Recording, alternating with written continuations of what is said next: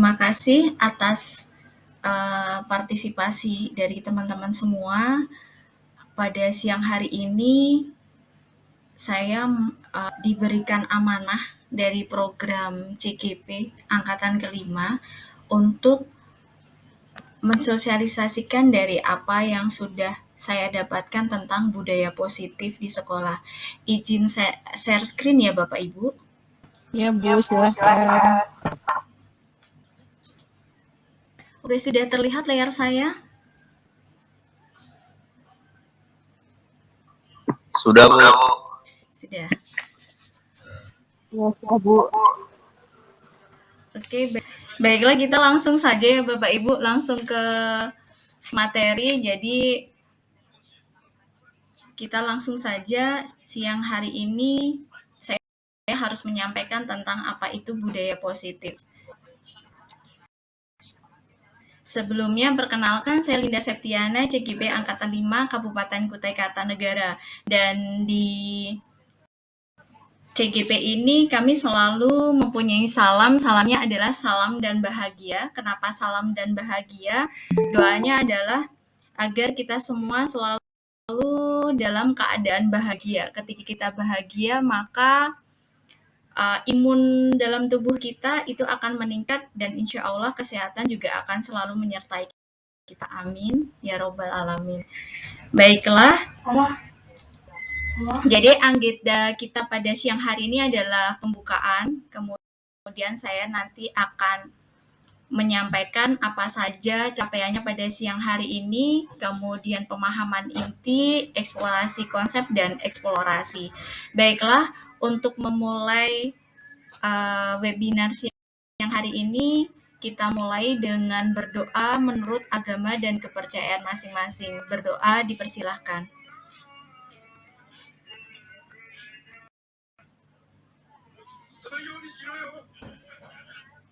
Berdoa cukup? Oke, Bapak Ibu, apakah suara saya terdengar dengan jelas? Alhamdulillah cukup jelas Ibu. Kemudian layar saya apakah juga terlihat dengan jelas? Maaf, apakah layar screen saya juga terlihat dengan jelas? Cukup jelas Ibu. Oke, terima kasih. Baiklah, langsung saja.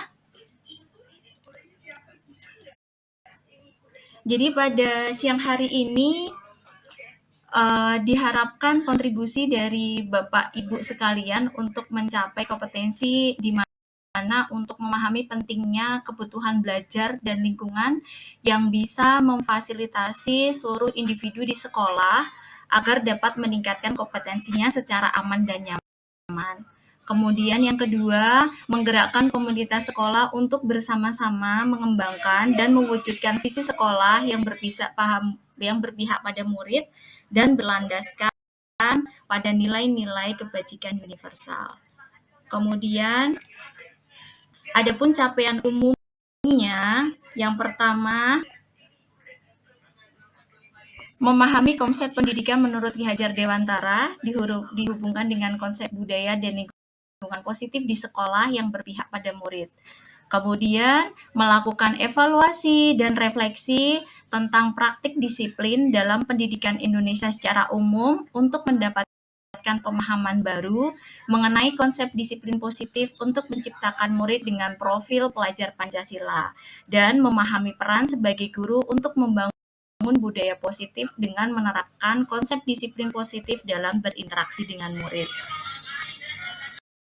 Adapun capaian khusus pada siang hari ini adalah diharapkan nantinya Bapak Ibu mempunyai pemahaman mengenai konsep budaya positif yang ada di dalamnya terdapat 3 konsep perubahan paradigma, stimulus respon dari teori kontrol, 3 teori motivasi perilaku manusia, motivasi internal dan eksternal, keyakinan kelas, hukuman dan penghargaan, 5 kebutuhan dasar manusia, dan 5 posisi kontrol guru dan segitiga restitusi.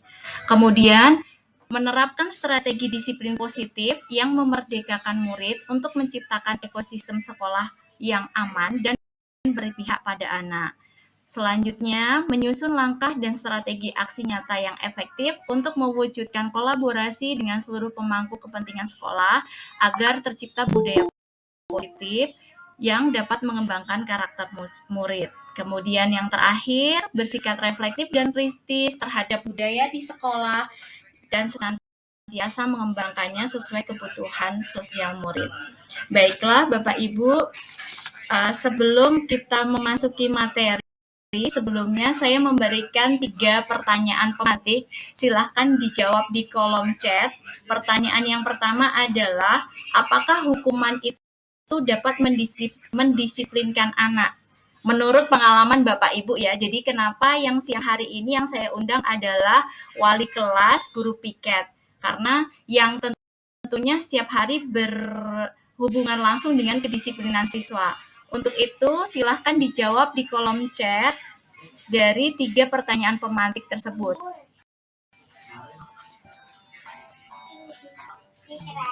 Pertanyaan pertama, apakah hukuman dapat mendisiplinkan anak? Kemudian pertanyaan kedua, pemberian hukuman dengan hal positif seperti membaca buku atau membersihkan halaman sekolah dapat meningkatkan disiplin anak. Dan yang ketiga, memberi penghargaan dapat meningkatkan motivasi belajar. Silahkan.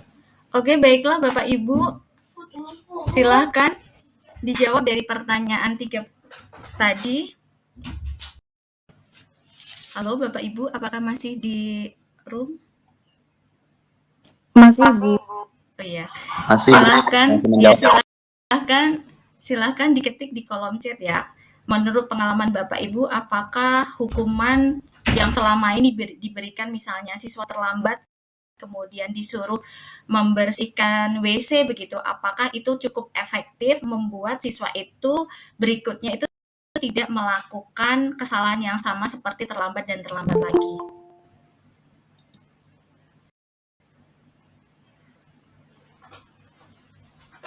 Kemudian, apakah pemberian hukuman dengan cara yang positif seperti membaca buku, membersihkan halaman itu juga apakah juga meningkatkan kedisiplinan anak?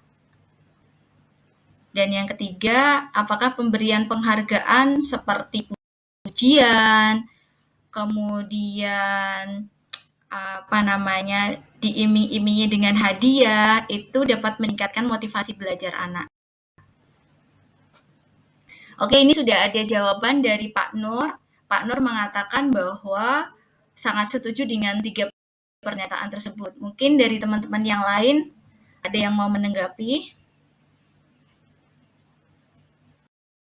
Ya, silakan Pak Nur. Raise hand. Ya, mungkin Pak Nur bisa open mic, bisa menjelaskan dari ketiga pengalaman tersebut, kenapa 3 dari pertanyaan tersebut menurut Pak Nur itu sangat berdasarkan pengalaman Pak Nur ya, itu sangat efektif begitu. Bisa diceritakan Bapak?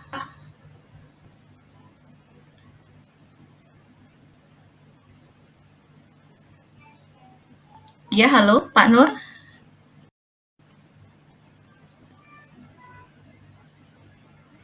Atas kesempatannya. Kedengaran Bu ya? Iya, kedengaran Pak. Siap. Sangat kedengaran. Iya, silakan Pak. Ya, sebelumnya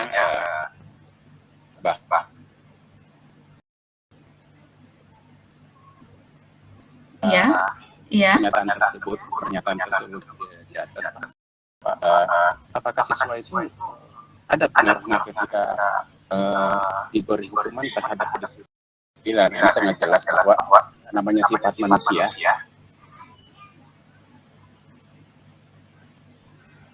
ke depannya, sehingga ketika melakukan sesuatu itu cenderung nanti akan berpikir lebih 2 kali dibanding tidak ada atau imbal balik daripada yang dia lakukan. Dalam hal ini tanda kutip Bu ya, hukumannya ke arah yang positif, Nah, jadi tanda di sini tentunya bahwa hukuman itu dalam bentuk yang positif sesuai dengan poin yang kedua Bu, pernyataan yang kedua. Iya. Seperti itu. Jadi kita arahkan hukumannya ini nanti ke arah yang cenderung nanti lebih ke pengembangan diri ke depannya, yang bermanfaat juga terhadap siswanya itu sendiri. Seperti tadi kita memberi hukuman ya, kalau secara fisik itu jelas dilarang ya. Iya. Tetapi secara mungkin kedisiplinan tadi menyinggung fisik mungkin diberi.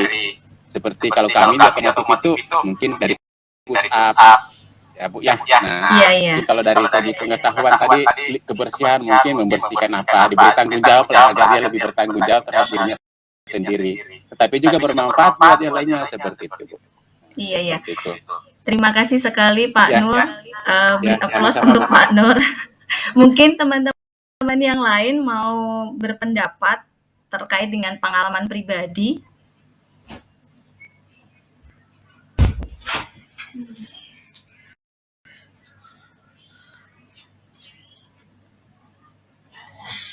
Yang lain apakah ada? Mungkin Pak Rifai atau Bu Vera barangkali?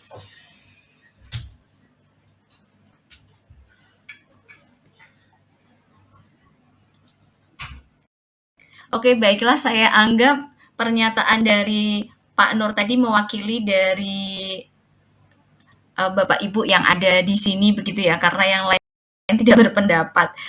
Jadi tadi Pak Nur mengatakan bahwa ketiga dari pernyataan ini adalah cukup efektif, tetapi nanti setelah kita menyimak bersama apa yang akan kita diskusikan pada siang hari ini, apakah nanti di akhir pernyataan ini akan masih sama jawabannya, nanti kita akan lihat sama-sama. Oke, baiklah Bapak Ibu, marilah kita lanjutkan pada siang hari ini kita akan membahas budaya positif. Jadi sebenarnya apa sih budaya positif ini? Jadi sebagai seorang pendidik tentunya kita punya pilihan apakah kita ingin punya anak yang punya kepatuhan atau punya kesadaran, atau apakah ingin mengontrol anak atau memberdayakan anak. Kalau tujuannya adalah kesadaran, tentunya anak akan berdaya, maka disiplin positif itu tentunya akan terbentuk. Dengan cara apa? Mari kita akan simak dari materi berikut. Ini adalah kita berawal dari paradigma. Paradigma ini bisa Bapak Ibu praktekkan jika di rumah ada teman di sebelahnya, mungkin bisa pasangan atau dengan anaknya, bisa meminjam genggaman tangan yang lainnya, tapi misalnya tidak ada, bisa Bapak Ibu itu bayangkan dengan kepalan tangan itu, kemudian Bapak Ibu itu menuliskan di secari kertas, kemudian menuliskan benda apa sih yang saat ini itu sangat berharga. Kemudian letakkan di tangan Anda di sebelahnya, kemudian teman Anda di sebelahnya ini akan mencoba sekuat tenaga untuk mengambil secari kertas yang ada di dalam genggaman Bapak Ibu. Dengan cara membujuk, mengancam, menghardik, merayu-rayu, menyuap, apa saja yang dilakukan agar tangan Bapak Ibu tadi itu terbuka. Nah, kira-kira Bapak Ibu akan tetap menggenggam tangan Bapak Ibu atau akan membukanya? Kemudian alasannya apa? Mungkin ada yang bisa open mic.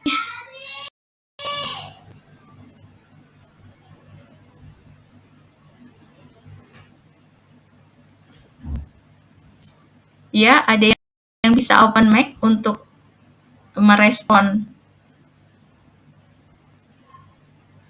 praktek ini?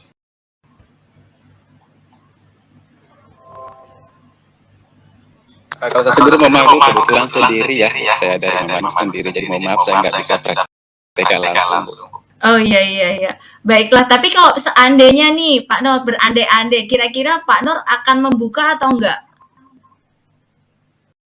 Jadi tadi anaknya meminta, dia cenderung pasti kalau dari anak ke saya, ya pasti kalau membujuk pasti saya buka-buka, kalau menghardik, tidak mungkin saya akan berikan. Terima kasih Bu. Oh, berarti kalau Pak Nur akan memberikan begitu ya. Oke, Kalau baiklah. dibujuk, Bu, kalau dihardik tidak akan saya berikan seperti itu. Oke. Terima kasih Pak Nur. Berarti Pak Nur ini orang yang sangat baik hati sekali ya.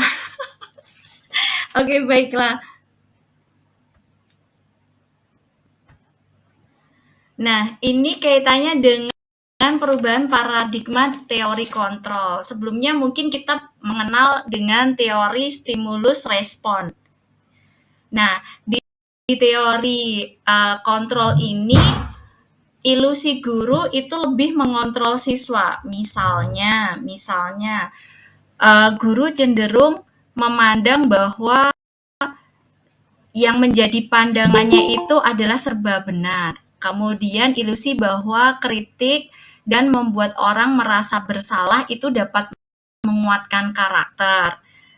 Kemudian ilusi bahwa semua penguatan positif itu efektif dan bermanfaat. Dan ilusi bahwa orang dewasa itu memiliki hak untuk memaksa. Itu yang seringkali kita lakukan terhadap anak-anak siswa kita ya Bapak Ibu. Kemudian di sini, nah perubahannya dari stimulus respon ke teori kontrol. Jadi ketika dulu kita flashback dulu ketika kuliah kita belajar tentang ilmu pedagogik. Di situ ada teorinya Sigmund Freud ya tentang stimulus respon, di mana perubahan perilaku anak itu akan dirubah dengan kontrol dari luar, ya, dari sesuatu yang bersifat eksternal. Misalnya kita mengubah orang agar berpandangan sama dengan kita. Tetapi di teori kontrol itu terjadi perubahan, bahwa kita berusaha memahami pandangan orang lain tentang dunia.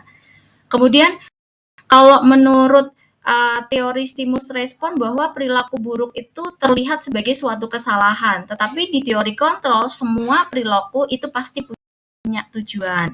Kemudian di teori stimulus respon juga mengatakan orang lain bisa mengontrol saya, tapi di teori kontrol hanya Anda atau hanya kita sendiri yang bisa mengontrol diri kita sendiri.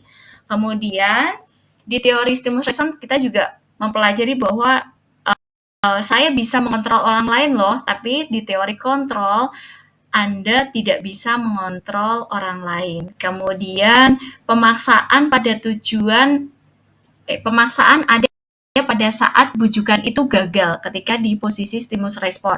Sementara di teori kontrol, kolaborasi dan konsensus menciptakan pilihan-pilihan baru. Kemudian di stimulus respon ini modelnya menang dan kalah ya. Kemudian di teori kontrol itu modelnya sama-sama menang. Oke, kita akan belajar sebenarnya apa sih itu disiplin. Kalau dari definisi aslinya, disiplin itu dari bahasa Latin ya, Bang. Berasal dari murid-murid Plato, Sokrates dan Plato, yang dimaknai bahwa disiplin itu untuk menggali potensinya menuju sebuah tujuan, apa yang dia hargai. Tetapi semakin kesini ternyata di budaya kita, terutama kalau kita di lingkungan sekolah ya, makna disiplin itu berubah menjadi sesuatu yang dilakukan seseorang pada orang lain untuk mendapatkan kepatuhan. Malah justru yang digarisbawahi itu agar patuh. Misalnya, peraturan dibuat agar anak-anak itu patuh mematuhi peraturan tersebut, bukan dari dalam dirinya, tetapi misalnya takut ketika tidak mematuhi peraturan tersebut, maka anak akan mendapatkan hukuman barangkali. Hukumnya bisa yang arahnya positif maupun negatif. Nah, kecenderungan umum adalah menghubungkan kata disiplin dengan ketidaknyamanan, bukan dengan apa yang kita hargai atau untuk mencapai tujuan mulia. Jadi, disiplin itu cenderung dengan sesuatu yang tidak menyenangkan. Ini mungkin bisa jadi tidak anak-anak saja ya Bapak Ibu, kita sebagai orang dewasa pun juga ketika kita melihat suatu peraturan itu sudah mendefinisikan bahwa itu ketidaknyamanan. Misal nih, kalau yang orang dewasa, ada peraturan untuk memakai masker. Ketika memakai masker itu sebenarnya ketika motivasinya sudah dari dalam diri, maka tidak ketika tidak ada petugas, misalnya polisi ataupun petugas Satpol PP, ya kita tetap menggunakan. Tetapi ketika itu motivasinya adalah takut dihukum, maka ketika tidak ada petugas, ya kita tidak memakainya. Begitu juga dengan helm. Nah, ini kita sebagai orang dewasa, apalagi anak-anak atau siswa kita. Kemudian, nah, ini adalah nilai-nilai kebajikan universal. Nilai kebajikan universal ini adalah sifat positif manusia. Ini sudah sikap positif yang ingin dicapai setiap individu dan bersifat universal, lintas bangsa, lintas agama, latar belakang gitu. Bahwa setiap perilaku dan perbuatan itu mempunyai tujuan. Kemudian dengan mengaitkan nilai kebajikan, maka diyakini seseorang akan memotivasi dirinya dalam dirinya sendiri akan terbangun, sehingga akan menggerakkan orang tersebut untuk mencapai tujuan mulia yang diinginkan. Kemudian, dan nilai-nilai kebajikan inilah yang akan dicapai oleh setiap anak yang dikenal dengan sekarang lagi digaung-gaungkan tuh yang namanya profil pelajar Pancasila. Apa sih yang diharapkan dari profil pelajar Pancasila? Yang beriman, bertakwa kepada Tuhan Yang Maha Esa dan berakhlak mulia, mandiri, bernalar kritis, berbinekaan global, bergotong royong, dan kreatif. Kemudian kita lanjut di teori motivasi, hukuman, penghargaan, dan restitusi. Kita mengingat kembali Bapak Pendidikan kita Ki Hajar Dewantara mengatakan bahwa merdeka itu artinya tidak hanya terlepas dari perintah, tetapi juga cakap membuat perintah atas dirinya sendiri. Jadi mungkin ada dari teman-teman yang bisa menerjemahkan dari pernyataan KHD ini.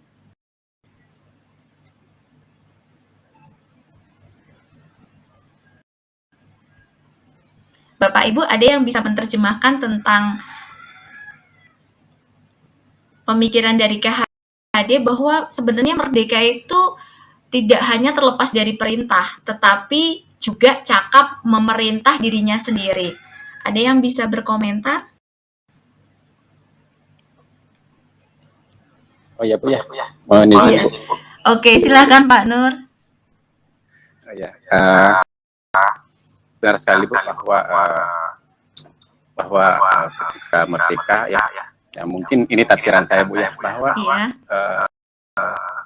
mungkin ini lebih ke arah bahwa seseorang itu ya merdeka dari segala bidang ya, termasuk dari segala pendidikan ya, dari segi pendidikan termasuk mungkin yang dari saya ini termasuk bebas berekspresi Bu ya, yang dimaksud seperti itu. Oke, terima kasih Pak Nur. Mungkin teman yang lain ada yang berpendapat?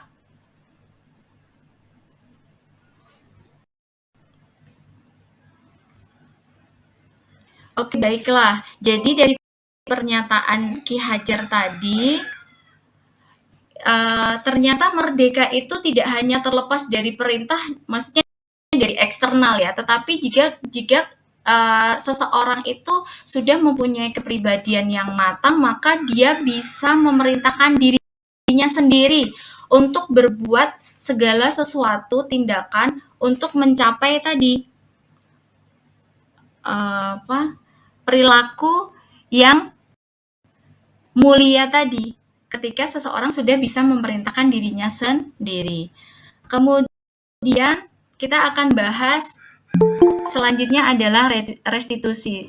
Apa itu restitusi? Restitusi adalah sebuah proses untuk menciptakan kondisi bagi murid untuk memperbaiki kesalahan mereka. Jadi, ketika siswa itu melakukan suatu kesalahan atau pelanggaran, itu kita proses sehingga setelah kita proses, mereka itu bisa kembali ke kelompok mereka dengan karakter yang lebih kuat. Misalnya nih ya, saya ambil contoh ketika siswa itu melakukan suatu pelanggaran atau melakukan suatu kesalahan, misalnya datang terlambat. Ketika anak itu terlambat, maka kita akan melakukan sebuah proses. Nah, proses itu yang dilakukan selama ini yang saya lihat di piket itu hukuman ya, hukuman mungkin berupa bersih-bersih atau membersihkan kamar mandi atau membersihkan rumput dan lain sebagainya. Kemudian setelah diberikan hukuman itu dengan maksud dan tujuan bahwa setelah mendapat hukuman, siswa itu bisa kembali ke kelompok mereka. Tetapi apakah karakternya itu akan menjadi lebih kuat dalam artian besok dia tidak terlambat lagi? Nah, mungkin nanti Bapak Ibu bisa berpendapat lagi di akhir sesi, nanti kita akan berefleksi.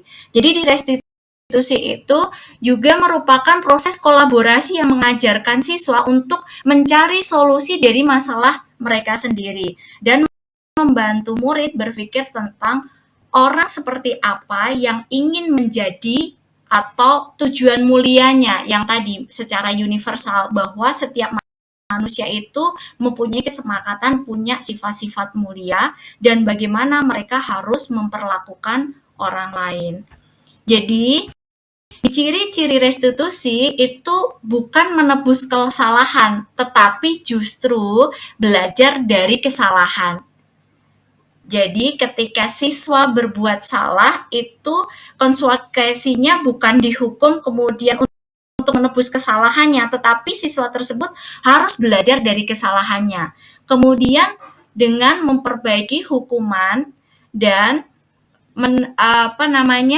sifatnya berupa tawaran, bukan paksaan. Restitusi juga menuntun untuk melihat ke dalam diri, ke dalam faktor intrinsik dari anak tersebut. Kemudian restitusi juga mencari kebutuhan dasar yang mendasari tindakan. Kemudian restitusi diri juga cara yang paling baik setelah didiskusikan bersama-sama. Kemudian restitusi itu lebih berfokus pada karakter yang akan kita bentuk, bukan tindakannya. Saya ulangi sekali lagi. Jadi restitusi itu berfokus pada pembentukan karakter nantinya yang akan melekat selamanya, yang itu disadari oleh siswa itu sendiri, bukan berfokus pada tindakannya. Kemudian restitusi juga berfokus pada solusi dan mengembalikan murid yang berbuat salah kepada kelompoknya. Oke, baiklah, untuk lebih mengkerucutkan lagi, kita akan membahas tentang keyakinan kelas. Jadi, mengapa sih di sekolah itu perlu ada peraturan? Mungkin ada yang bisa berpendapat, Bapak Ibu?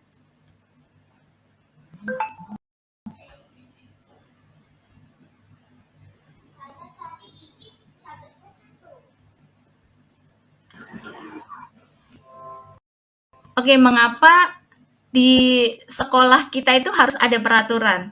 Mungkin Bapak Ibu ada yang mau berpendapat?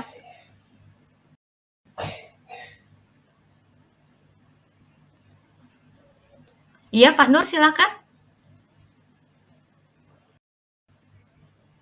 Halo? Halo Bu, ya Bu. Iya. Kenapa Pak di sekolah kita itu harus ada peraturan? Mungkin Pak Nur punya pendapat. Oh iya Bu, perlu ini ya, saya kembali lagi tadi Bu, bahwa namanya suatu sistem itu memang perlu diatur ya, namanya budaya pergerakan bagi manusia Bu, yang pemikiran masing-masing agar berjalan sesuai dengan apa yang diinginkan. Karena kalau nggak ada aturan ini kan nanti masing-masing jadinya. Salah satunya tadi tentang pendisiplinan itu harus diatur tersendiri juga Bu, perlu dibuat khusus agar apa? Agar siswa maupun guru ya sesuai pada jalurnya. Nah, tapi konsepnya tadi konsen saya bahwa memang hukuman di sini itu harus yang positif seperti itu. Nanti ada aturannya, mungkin ada hukuman itu dari kami ya. Nah, nanti mungkin dari Ibu, dari ini kami perlu penjarahan lagi Ibu, apakah melakukan salah atau gimana seperti itu. Nah, itu dari kami. Terima kasih sekali Pak Nur. Jadi menurut Pak Nur bahwa peraturan itu sangat penting ya, karena ketika tidak ada peraturan maka semuanya akan seenaknya, baik siswa maupun gurunya, nggak hanya siswa saja ya. Tetapi apakah dengan peraturan saja itu cukup? Nah, di sini kita akan lihat ternyata dengan aturan saja itu justru akan membelenggu siswa bahwa itu adalah sebuah ketidaknyamanan. Jadi kita harus membangun di mana di kelas itu kita bangun dengan yang namanya keyakinan. Nah, kita akan mengajak siswa untuk berdiskusi. Kenapa sih tentunya dengan kalimat penuntun yang mereka juga mudah untuk melogikakan ya, untuk lebih mudah menalarkan. Misalnya di kelas, kenapa sih peraturan itu dibuat? Dengan peraturan itu, apakah kalian menjadi tidak nyaman? Setelah mendapat jawabannya, maka kita perlu ada sebuah keyakinan. Nah, keyakinan ini kita sepakati bersama-sama bahwa apakah di kelas itu semua orang punya hak untuk dihargai dan dihormati misalnya, atau punya keyakinan bahwa di kelas itu harus hormat kepada guru, ataukah semua siswa punya keyakinan bahwa kita harus saling menghargai satu sama lain, atau kita harus menjaga kebersihan bersama-sama. Nah, keyakinan kelas ini nantinya untuk mendukung motivasi intrinsiknya. Jadi dia punya nilai yang dia jadikan pegangan. Kenapa sih saya harus piket? Karena dia punya keyakinan bahwa kita harus menjaga kebersihan bersama.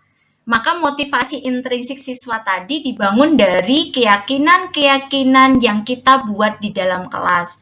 Nah, kemarin saya praktek di kelas 10 ATR, jadi bersama anak-anak saya membuat keyakinan kelas, yang keyakinan kelas itu dibuat secara bersama-sama, kemudian ditempel di sebuah papan, dan itu menjadi pengingat kita bersama. Dan mungkin Bapak Ibu sebagai wali kelas ataupun Bapak Ibu guru mapel juga bisa membuat keyakinan-keyakinan ini bersama siswa, atau supaya lebih membekas lagi keyakinan-keyakinan ini bisa dibuat sedemikian rupa yang menarik begitu, yang mencolok dengan warna-warni sehingga mengingatkan selalu nilai-nilai keyakinan yang itu adalah sifat kebajikan yang universal, bahwa setiap manusia itu harus mempunyai sifat dasar itu untuk menjadi manusia yang utuh gitu. Seperti tadi ya, keyakinan bisa saling menghormati dan menghargai, menjaga kebersihan, hormat kepada guru, dan lain sebagainya. Mungkin Bapak Ibu bisa mulai dari situ, kita membuat keyakinan kelas. Kemudian di sini saya ada dua contoh. Yang pertama itu apa dan apa, mungkin sekilas tampak sama tapi ternyata berbeda. Sekilas tampak sama tapi berbeda. Jadi yang menjadi keyakinan kelas itu adalah yang di sebelah kiri. Yang di sebelah kiri ya Bapak Ibu, yang datang tepat waktu dan mengucapkan salam, menjaga kebersihan sekolah, berdoa sebelum dan sesudah kegiatan, aktif dalam pembelajaran, dan tertib. Sementara di sebelah kanan ini adalah kesepakatan. Kesepakatan ini kalimatnya itu lebih mengarah kepada tindakan ya. Kesepakatan kelas itu berarti kami guru dan murid harus saling menyayangi. Sepertinya itu akan lama membekas di otak, tetapi dengan keyakinan kelas, dengan kalimat yang singkat padat, itu akan lebih mendalam, diresapi ya, sehingga akan mudah diingat oleh anak-anak.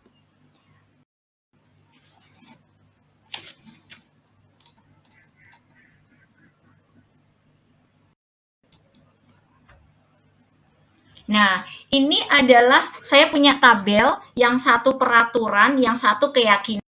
Jadi mungkin Bapak Ibu nanti bisa membuat bersama-sama dengan anak-anak sebuah keyakinan yang kita yakini bersama-sama dan kita junjung bersama-sama, ini yang kita jadikan pedoman. Yang di kolom sebelah kiri itu adalah peraturan, yang di kolom sebelah kanan itu adalah keyakinan kelas. Jadi kata-katanya untuk keyakinan kelas ini lebih singkat dibandingkan yang peraturan ya. Kalau peraturan dia lebih deskriptif gitu ya. Saya ambil contoh misalnya selalu kembalikan buku ke tempatnya. Keyakinan kelasnya itu masuk ke tanggung jawab. Kemudian misalnya meminta maaf kepada teman ketika berbuat salah. Itu peraturan ya. Kemudian keyakinan kelasnya itu adalah tanggung jawab misalnya. Kemudian dilarang mengambil barang milik temannya tanpa izin, itu peraturan. Keyakinan kelasnya adalah menghormati orang lain. Jadi ini adalah beberapa contoh yang bisa digunakan untuk membuat keyakinan kelas. Misalnya bergantian atau antri masuk misalnya masuk kelas begitu ya. Kemudian keyakinan kelasnya itu menjadi menghormati orang lain dan bersabar. Itu adalah beberapa contoh keyakinan. Jadi nanti kita bisa bangun restitusi itu dari keyakinan terlebih dahulu. Kita membuat keyakinan kelas bersama-sama guru dan siswa. Kemudian ini ada apa namanya? Ada beberapa dari efek pemberian hukuman kepada anak, atau itu tadi ya, motivasinya ekstrinsik ya, atau motivasinya itu dari luar. Ternyata itu berdampak kepada 5 hal ini. Pengaruhnya itu jangka panjang, pengaruh jangka pendek dan jangka panjang. Kemudian penghargaan menghukum, penghargaan mengurangi ketepatan, dan penghargaan yang tidak efektif itu juga akan jadi masalah nantinya. Kemudian ternyata penghargaan itu juga bisa merusak hubungan. Seperti apa? Misalnya ada siswa yang dia terus yang mendapatkan reward dari salah satu guru, maka dia akhirnya itu akan dikucilkan dari teman-temannya.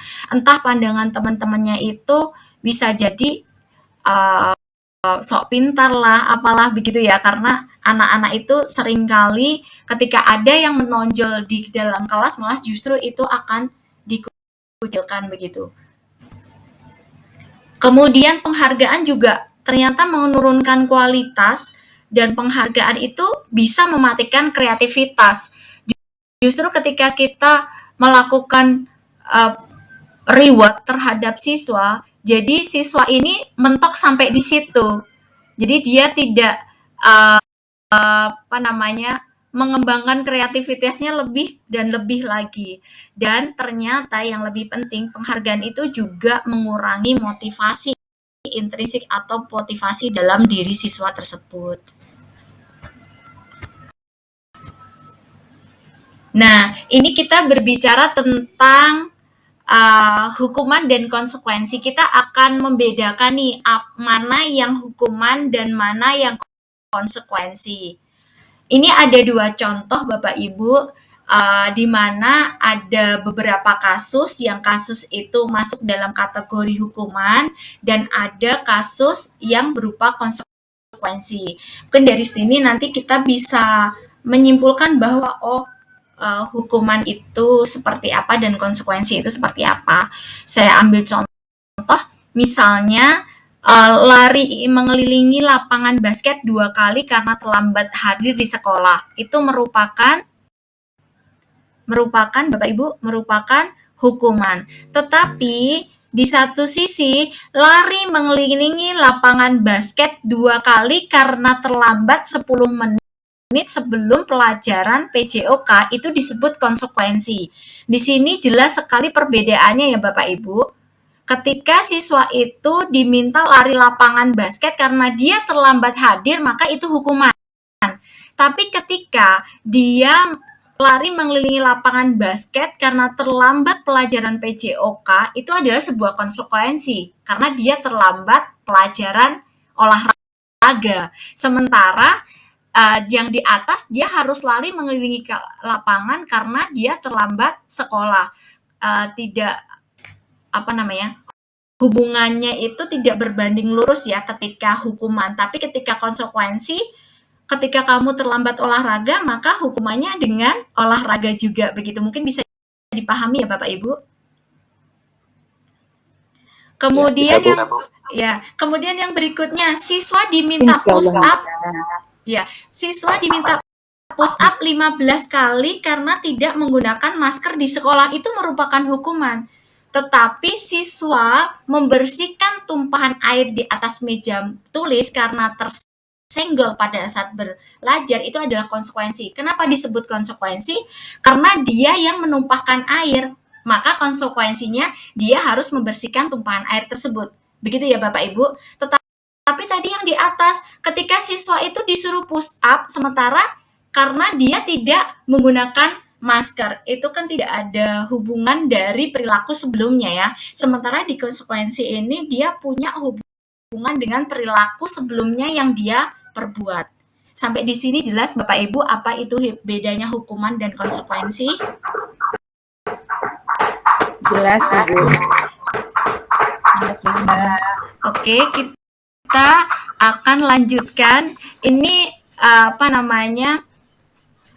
identitas yang gagal dan identitas yang sukses. Jadi identitas yang gagal itu adalah dengan memberikan hukuman, dan identitas yang sukses itu dengan memberikan konsekuensi dan restitusi. Tadi Bapak Ibu kan sudah bisa membedakan apa itu hukuman dan apa itu konsekuensi. Nah, di sini kita akan bahas lebih mendalam lagi tentang identitas hukuman dan identitas gagal berupa hukuman dan identitas sukses berupa disiplin ya. Disiplin itu nantinya siswa akan mendapat konsekuensi atau restitusi. Nah, ketika siswa itu mendapat hukuman, sudah jelas pasti dia mendapatkan sesuatu yang menyakitkan. Kayak tadi misalnya siswa terlambat hadir, maka konsekuensinya dia harus lari mengelilingi lapangan 10 kali, dan itu dilihat semua temannya. Jelas itu sangat menyakitkan karena tidak berhubungan dengan perbuatan yang sebelumnya ya. Kemudian kalau konsekuensinya ketika anak itu terlambat hadir pelajaran olahraga 15 menit, maka konsekuensinya dia harus lari sebanyak 2 kali putaran lapangan. Jelas itu adalah sebuah konsekuensi karena bisa jadi anak itu terlambat sehingga tidak ikut pemanasan seperti teman-teman yang lain. Jadi di situ menggugurkan ketidaknyamanannya. Tetapi di restitusi lebih ini lagi ya Bapak Ibu, di restitusi lebih memanusiakan anak lagi, karena di restitusi itu merupakan pilihan. Ketika siswa itu berbuat salah, dia harus menjawab dari kesalahan apa yang dia perbuat. Kemudian kenapa dia berbuat salah? Kemudian keyakinan apa yang sudah disepakati sebelumnya, sehingga kita mengajak anak untuk berdiskusi ketika dia sudah membuat kesalahan tersebut, maka tindakan atau perilaku apa yang harus dia lakukan untuk memperbaiki kesalahannya. Itu di restitusi. Jelas di sini bedanya Bapak Ibu tentang hukuman, konsekuensi, dan restitusi? Jelas, Ibu. Jadi di sini terlihat. Oke, jadi di sini kita ambil contoh yang berikutnya ya. Saya ambil contoh lagi. Misalnya ini dengan perkataan ya. Ini dengan perkataan. Kalau ini tadi yang pertama kan dengan perbuatan. Sekarang dengan dengan perkataan yang seringkali kita lontarkan ke anak-anak. Ketika siswa itu mendapat hukuman, maka kalimat yang akan kita keluarkan ke siswa itu selalu adalah peraturannya tuh begini, maka kamu harus begini, begini, begini. Karena kamu sudah melakukan begini, maka kamu begini gitu. Dan itu sudah pasti itu sudah menjudge ya, secara nggak langsung itu sudah menjudge bahwa peraturannya adalah begitu, maka kamu harus ini ya, kata-kata harus ini tadi yang digarisbawahi bahwa ternyata kata-kata harus itu tadi merupakan identitas yang gagal dan itu masuk kategori hukuman. Maka kalau itu masuk identitas sukses, itu tadi antara dua, konsekuensi dan restitusi. Di sini ketika konsekuensi, maka apa peraturannya? Peraturannya apa? Kemudian mampukah kamu melakukannya? Maka siswa akan menjawab. Ketika siswa, ya saya sanggup melakukannya. Terima kasih karena kamu sudah melakukan bertanggung jawab. Ketika kamu sudah berbuat salah, kamu akan memperbaiki atau bertanggung jawab untuk menyelesaikan dari kesalahan yang kamu lakukan sebelumnya. Tetapi di restitusi lebih ini lagi ya, lebih memberikan opsi kepada anak lagi dengan kalimat apa yang kamu yakini, apa yang bisa kamu lakukan untuk memperbaiki masalah ini. Jadi siswa digiring untuk berpikir dari dalam dirinya sendiri. Jadi ketika siswa itu berubah nantinya, maka itu timbul dari dalam faktor intrinsik siswa itu sendiri, bukan dari faktor eksternal berupa hukuman tadi ya Bapak Ibu. Sampai di sini jelas perbedaannya identitas gagal dan identitas sukses berupa hukuman, konsekuensi, dan restitusi. Bisa sedikit Bu ya bertanya Bu. Oke, Bapak silakan. Oke, saya sedikit tangkap Bu ya. Tadi dari hukuman, konsekuensi sama restitusi di sini. Dari penyerang itu sebelumnya, itu semuanya kan ada istilahnya kontrak di depan ya Bu ya, kalau konsekuensi sama restitusi. Sedangkan hukuman di sini itu adalah setelah siswa melakukan. Mungkin di sini bisa dicontohkan Bu ya, di restitusi setelah siswa melakukan apa yang harus dilakukan gitu. Kalau sebelumnya contohnya kan itu sebelum, kalau saya tangkapnya seperti itu, mohon maaf kalau salah. Terima kasih Bu yang tanyakan. Oke, baik Pak Nur. Nanti untuk memberikan contoh lebih jelas, saya ada videonya yang sudah dilakukan sebelumnya Pak. Jadi mungkin untuk bisa lebih memudahkan membedakan ini, tapi saya akan mencoba menjawab. Jadi tadi Pak nggak ada bedanya antara peraturan dengan mohon maaf saya koreksi. Jadi tadi ini kan peraturan sekolah dengan keyakinan. Makanya tadi saya bilang di awal, ketika kita di sekolah sudah ada peraturan, maka di dalam kelas itu kita turunkan lagi menjadi keyakinan. Keyakinan ini adalah sebuah nilai universal yang memang nilai kebajikan. Itu tidak memandang agama, suku, begitu ya. Yang itu menjadi pegangan anak. Kenapa dibuat peraturan? Agar nantinya mereka itu menjadi siswa yang punya nilai yang tadi punya kebajikan, nilai kebajikan yang universal tadi Pak. Sementara kalau di peraturan kan tidak dijelaskan kenapa siswa harus begitu kan, tidak dijelaskan kenapa harus datang, tidak boleh terlambat dan lain sebagainya. Maka diturunkanlah di dalam kelas, dibuat keyakinan bersama. Dan di situ ketika dibuat keyakinan kelas, kita bisa bersama-sama dengan anak-anak itu berdiskusi. Kenapa sih kita harus membuat keyakinan kelas ini? Kemudian nilai-nilai kebajikan yang seperti apa yang kita yakini, yang kita jadikan pegangan dalam bertingkah laku atau menegakkan disiplin positif. Begitu ya, Bapak Nur?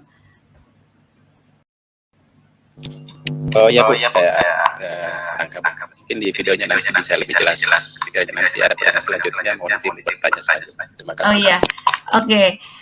Baiklah, kemudian kita akan lanjutkan. Ini adalah kebutuhan dasar manusia. Jadi pada dasarnya manusia itu punya 5 kebutuhan dasar. 5 kebutuhan dasar itu adalah bertahan hidup, penguasaan, kebebasan, kesenangan, kasih sayang, dan rasa diterima.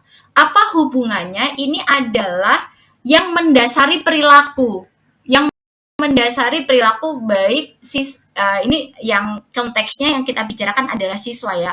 Kenapa sih siswa itu berperilaku tidak sesuai yang seharusnya?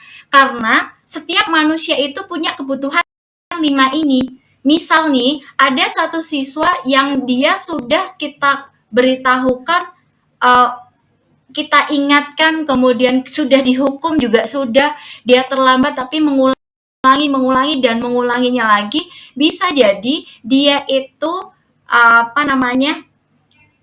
adalah menegaskan dari kebutuhan dasar manusia yang 5 ini. Apakah mungkin bisa terlihat dari konteksnya ya? Apakah dia itu butuh kebebasan? Misalnya sudah diingatkan bahwa jam 7.15 itu adalah gerbang ditutup, tetapi sudah diingatkan, sudah dihukum berkali-kali dia melakukan hal yang sama. Bisa jadi ada kebutuhan dasar yang ingin dipenuhi anak itu, yaitu berupa kebebasan. Atau misalnya di kelas itu ada siswa yang suka mengambil barang temannya tanpa izin. Padahal siswa itu punya alat tulis yang cukup begitu, dan sebenarnya dia juga tidak butuh dengan alat tulis dari temannya. Tetapi siswa itu selalu mengambil temannya. Bisa jadi ada kebutuhan dasar dari siswa itu hanya untuk kesenangan saja, hanya untuk memuaskan dirinya saja. Dia senang ketika temannya itu merasa kehilangan barang yang dibutuhkannya begitu. Atau mungkin ada siswa kita yang sudah berkali-kali kita ingatkan, tetapi kenapa dia berbuat dan berbuat lagi. Bisa jadi dia itu ingin diperhatikan, misalnya dari background yang keluarganya tidak utuh begitu ya, dari keluarga broken, atau misalnya dia tidak mendapat perhatian orang tua sehingga di kelas itu selalu dia bikin ulah, entah itu dia ribut sendiri, entah itu yang atributnya tidak lengkap atau tidak dimasukkan. Jadi dia itu bertujuan agar dia diperhatikan sama gurunya. Jadi dia dikenal sama gurunya. Jadi kebutuhan dasar dari siswa tadi yang ingin dipenuhi adalah rasa kasih dan rasa ingin diterima. Itu ya.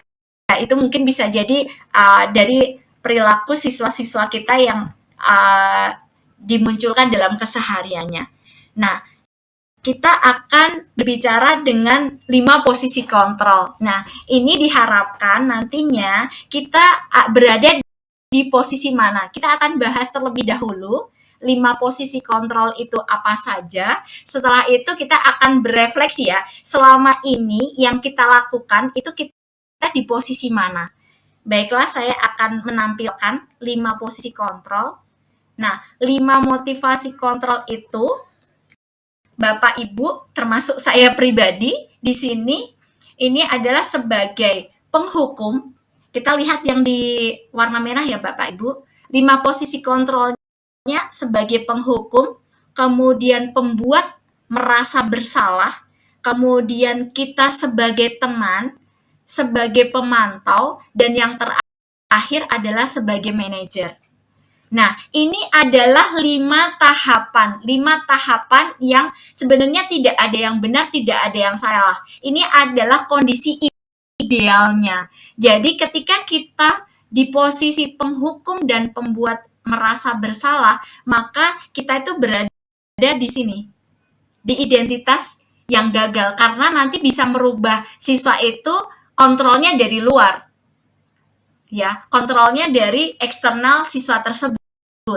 Kemudian ketika posisi kita sebagai teman dan pemantau, itu identitas yang berhasil, tetapi kontrolnya juga masih dari eksternal, dari luar.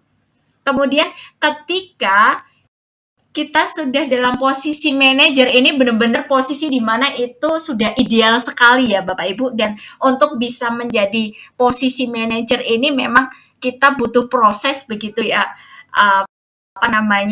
sambil learning by doing begitu ya. Jadi nantinya yang akan kita dapatkan adalah identitas yang berhasil dan sukses berupa kontrol diri.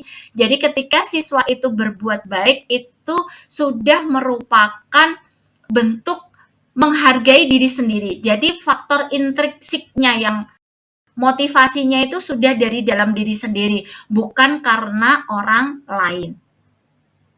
Oke, untuk 5 posisi kontrol ini jelas ya Bapak Ibu yang saya sampaikan tadi, identitas yang gagal itu ada 2, penghukum dan pembuat rasa bersalah. Nanti saya akan sebutkan contoh-contohnya.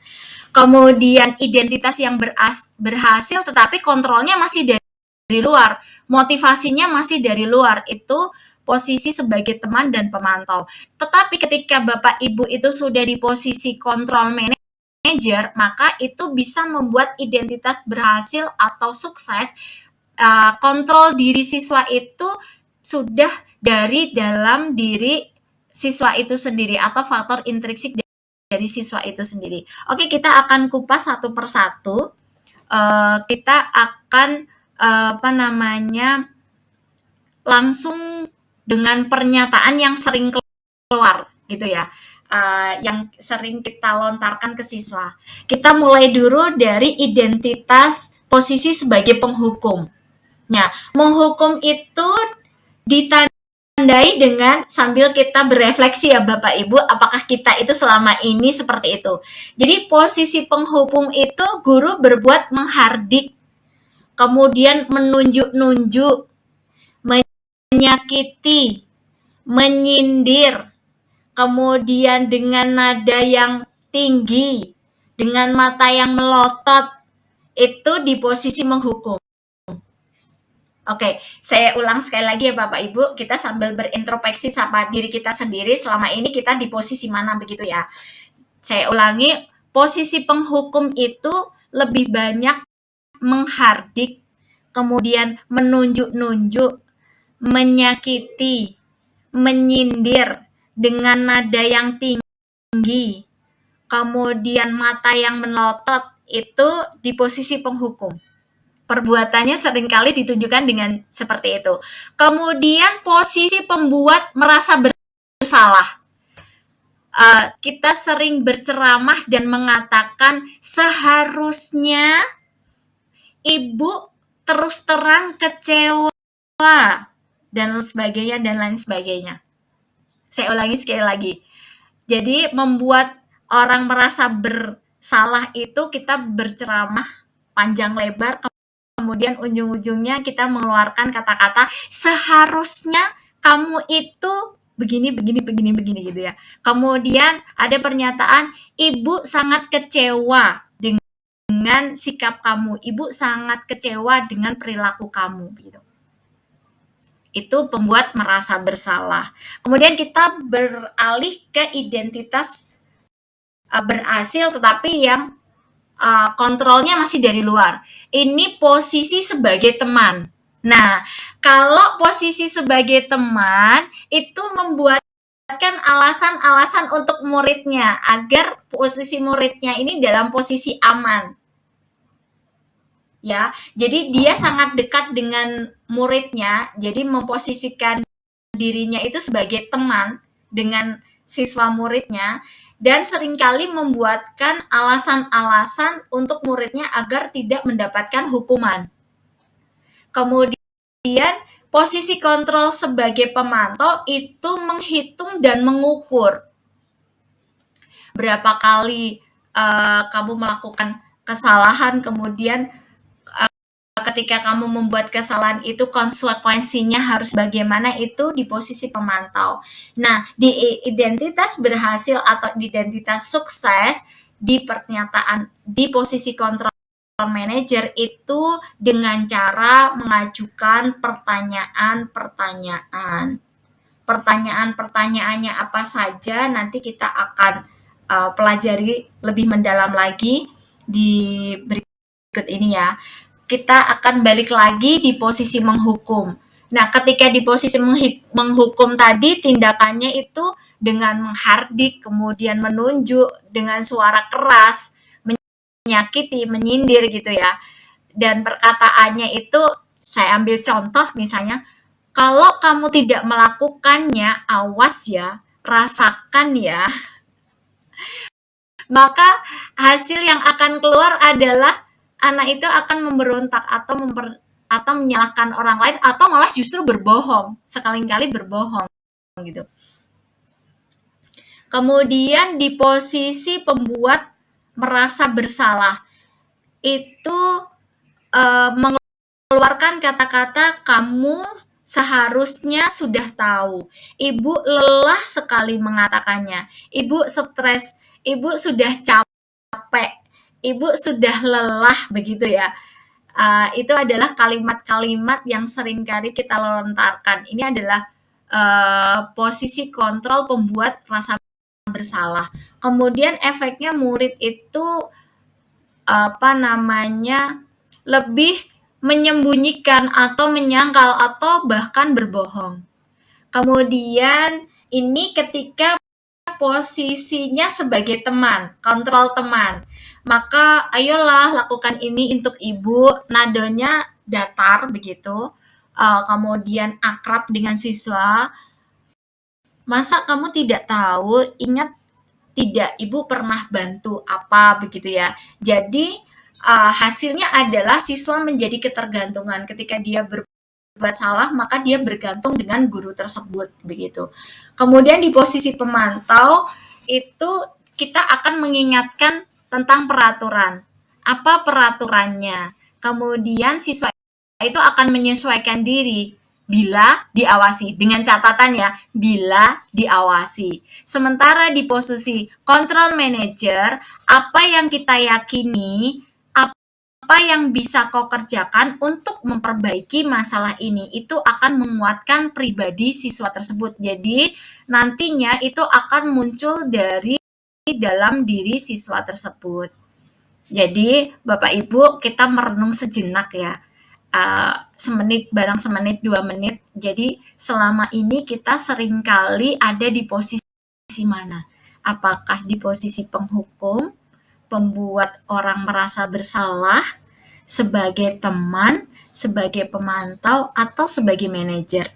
Sekali lagi, ini bukan benar dan salah, tetapi ini adalah sebuah proses yang nantinya diharapkan itu ketika kita memang sudah berproses, kita bisa di posisi manajer. Sehingga ketika siswa itu berbuat salah atau melanggar sebuah keyakinan atau peraturan, itu perubahannya muncul dari faktor internal siswa itu sendiri, bukan dari faktor eksternal.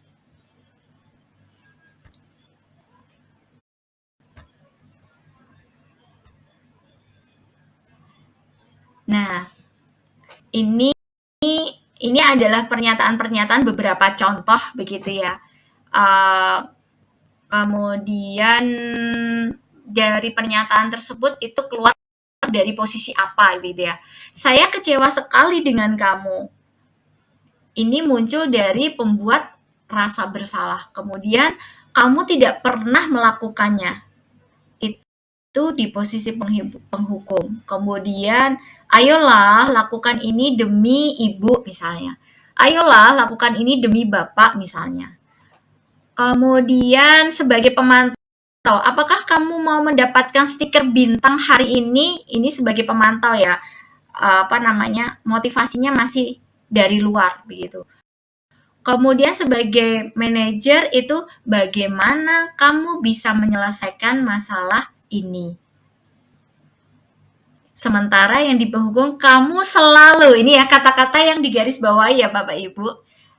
Ketika menghukum itu pasti negatif kalimatnya, kecewa sekali, tidak pernah, kemudian selalu, begitu ya.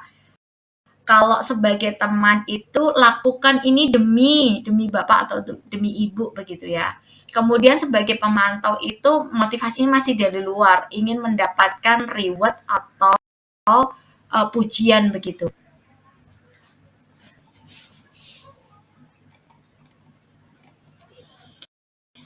Nah, selanjutnya tadi kita sudah membahas tentang restitusi, bagaimana penerapannya segitiga restitusi ini. Ini adalah 3 tahapan yang bisa dilakukan ketika kita mempraktekkan segitiga restitusi. Praktek baik sebagai control manager tadi ya Bapak Ibu, yaitu dengan menstabilkan identitas, validasi kebutuhan, dan menanyakan keyakinan. Nah, di tahapan menstabilkan identitas itu, guru berkata, berbuat salah itu adalah hal yang manusiawi. Tidak ada manusia yang sempurna. Bapak Ibu juga pernah berbuat salah. Kita pasti bisa menyelesaikan permasalahan ini. Bapak Ibu tidak tertarik untuk mencari tahu siapa yang benar, siapa yang salah. Bapak Ibu lebih tertarik untuk menyelesaikan masalah ini. Atau kalau kamu menyalahkan diri kamu sendiri terus-menerus, apakah kamu bersikap baik pada dirimu sendiri? Ini adalah beberapa pernyataan di menstabilkan identitas. Kemudian di tahapan berikutnya, validasi kebutuhan. Di validasi kebutuhan ini membantu siswa untuk mengenali kebutuhan yang ingin dipenuhinya melalui kesalahan tersebut. Dengan berkata, kamu bisa saja kan melakukan hal yang lebih buruk, tapi kamu tidak melakukannya. Kamu pasti punya alasan mengapa melakukannya. Apa yang penting bagi kamu? Kamu boleh tetap berusaha menjaga sikap itu, tapi tambahkan sikap yang lain yang baru. Maukah kamu belajar cara lain untuk mendapatkan yang kamu butuhkan tanpa harus memukul, dan lain sebagainya. Kemudian tahapan yang ketiga adalah menanyakan keyakinan. Ini yang kenapa kita buat keyakinan kelas, ini adalah jawabannya, karena di tahapan segitiga restitusi itu kita akan mengembalikan lagi anak ke dalam kelompoknya berdasarkan keyakinan yang sudah dibangun bersama-sama berupa nilai kebajikan yang universal. Jadi Bapak Ibu, kenapa kita harus membuat keyakinan kelas terlebih dahulu? Karena untuk mengembalikan siswa pada kelompoknya dengan karakter yang lebih kuat itu dengan keyakinan yang sudah disepakati bersama. Jadi guru itu akan mengeluarkan kata-kata apa nilai yang sudah kita percaya di kelas atau di sekolah kita. Nilai-nilai universal apa yang telah kita sepakati. Kemudian kamu ingin menjadi anak seperti apa. Begitu ya Bapak Ibu. Ini adalah 3 tahapan restitusi.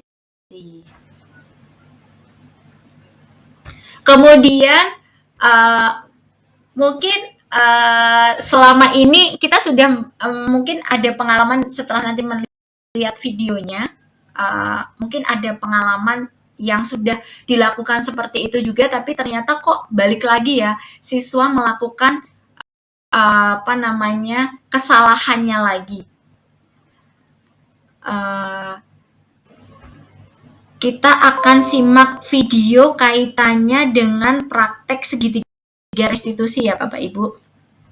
Mungkin gambaran contoh realnya untuk memudahkan bagaimana sih penerapan segitiga restitusi itu.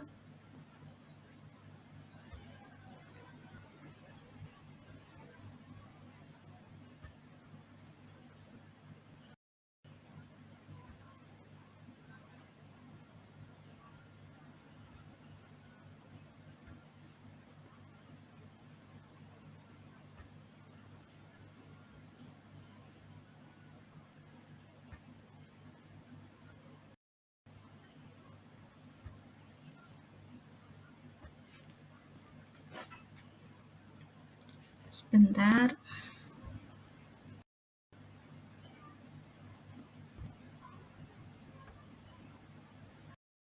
Apakah terlihat Bapak Ibu? Terlihat, Bu. Oke.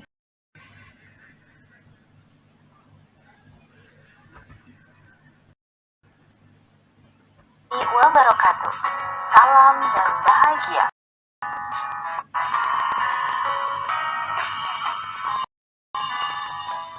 Bu, maaf, mana suaranya? Oh iya suaranya. Ketiga, restitusi adalah langkah-langkah yang diambil seorang pendidik ketika menempatkan dirinya dalam posisi kontrol manajer dalam menciptakan disiplin positif di sekolah. Segitiga restitusi bertujuan untuk menuntun. Maaf Bapak Ibu, sepertinya ini memang laptop saya nggak bisa share screen video, jadi nanti videonya akan saya share di grup ya untuk contohnya restitusi itu seperti apa. Mohon maaf sekali lagi. Baik, Jadi Bu.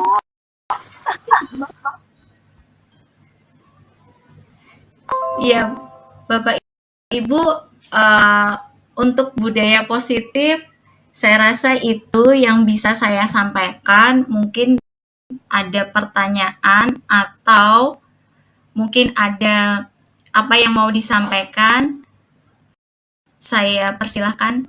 Mungkin ada dari Bapak Ibu.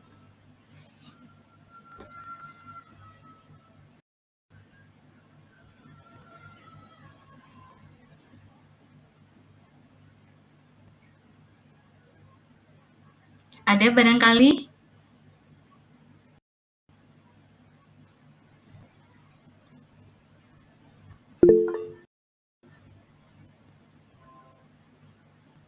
Ya, silahkan Ibu Vera.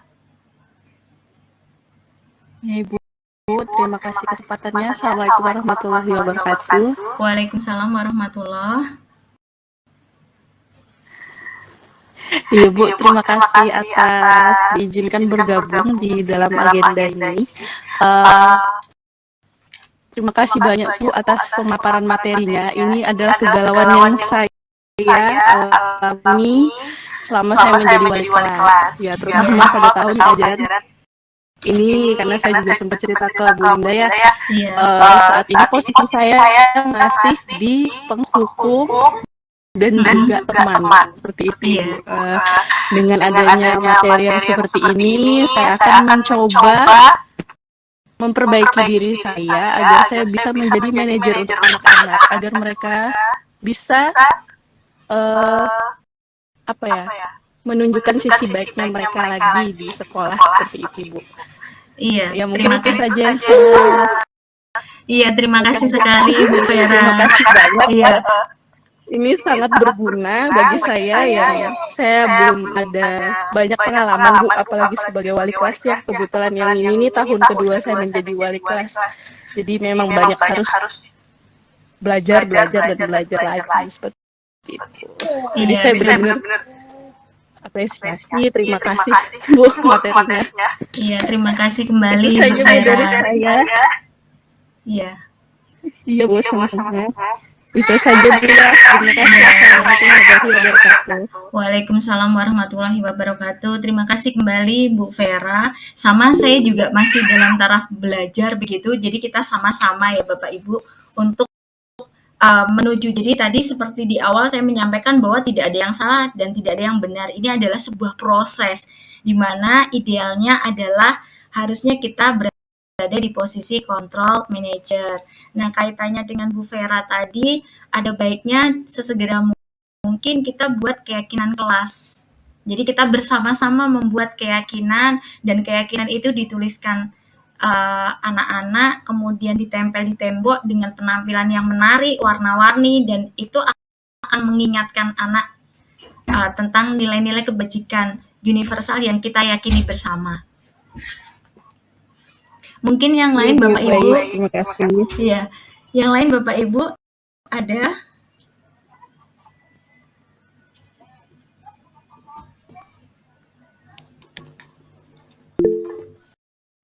Ya, silakan Pak Nur.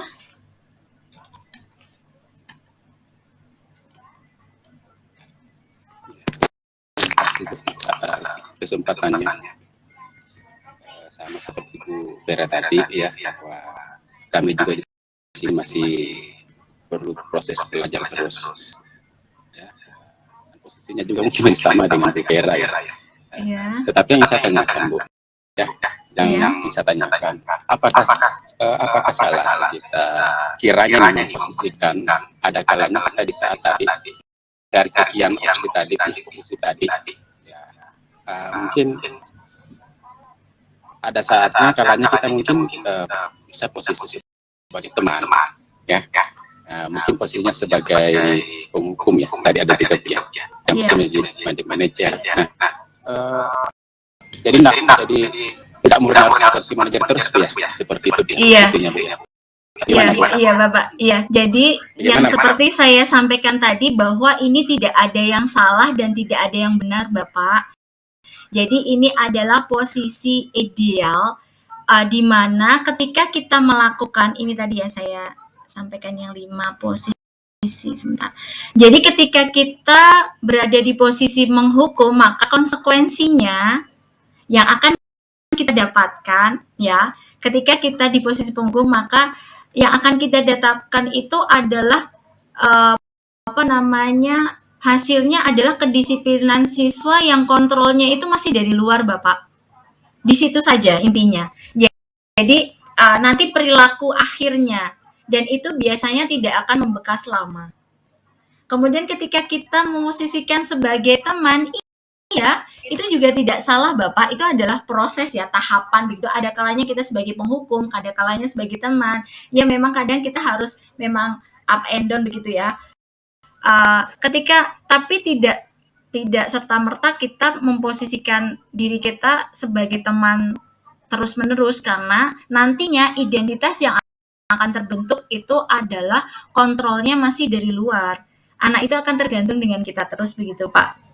Jadi tidak ada yang benar, tidak ada yang salah. Ini adalah beberapa opsi pilihan yang ketika kita berada di posisi tersebut, maka hasilnya itu ketika identitas gagal, maka hanya untuk menghindari hukuman saja ketika kita di posisi penghukum. Siswa itu melakukan tindakan hanya untuk menghindari hukuman saja. Tetapi ketika kita memposisikan kita sebagai teman, maka anak tadi hanya mengharapkan imbalan atau tergantung dengan diri kita begitu. Itu saja sih, Pak. Oh iya, terima kasih Bu.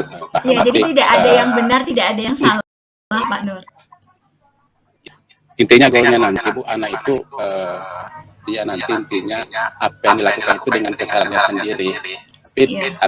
Tapi secara bertahap tadi mungkin dari awal kita memberi hukuman, tetapi endingnya nanti ke arahnya nanti bahwa apa yang dilakukan nanti itu karena kesadarannya bukan lagi karena hukuman tadi Bu ya, hanya kesana mungkin dulu ya. Itu, iya Bapak. Ya. Terima kasih Bu. Iya, terima kasih Pak Nur. Yang lain Bapak Ibu ada yang mau bertanya? Atau mau menanggapi?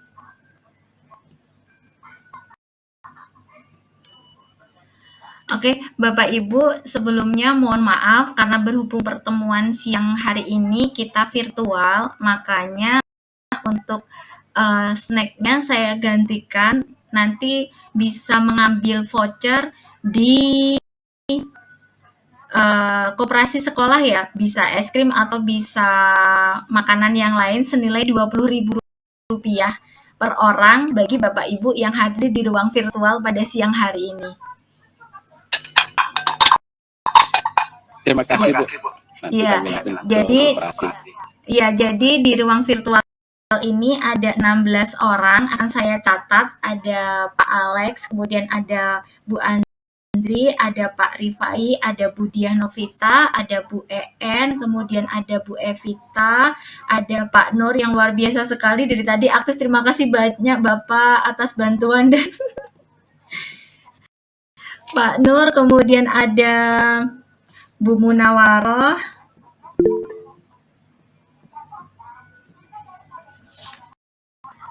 kemudian ada Bu Suryana, saya sambil mencatat ya Bapak Ibu, kemudian ada Bu Feti Vera, kemudian ada Bu Vera Rahmayanti, kemudian ada Pak Wira.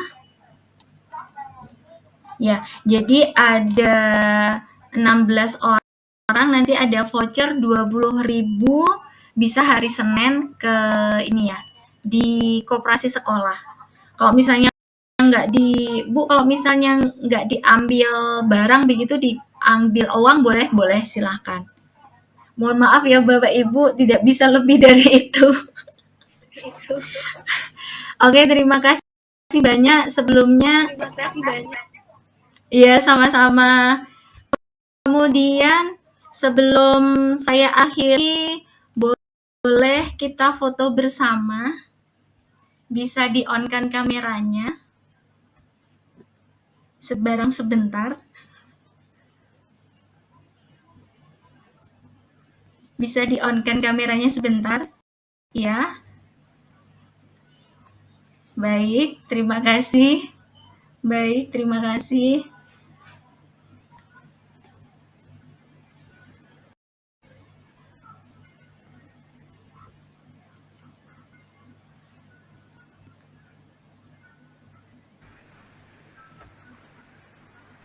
Oke, saya ambil fotonya. Kayaknya gaya bebas kah Bapak Ibu? Oke. Oke, 1, 2, 3.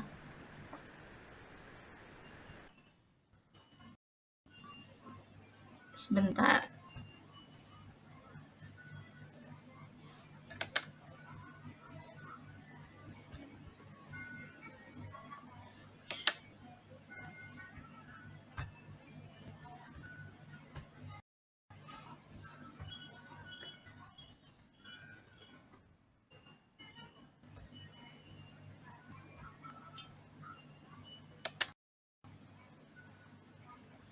Oke, terima kasih sekali atas partisipasi dari teman-teman semua. Terima kasih sudah bergabung, sudah membantu tugas ini. Sekali lagi, nggak bisa berkata-kata yang lain lagi sekali. Iya, selain kata terima kasih. Mohon maaf atas segala kekurangan.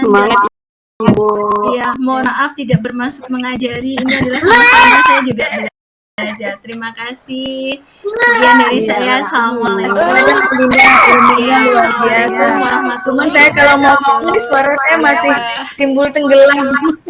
Siap Bu Andri, terima kasih semuanya. Assalamualaikum. Waalaikumsalam warahmatullahi wabarakatuh. Ya.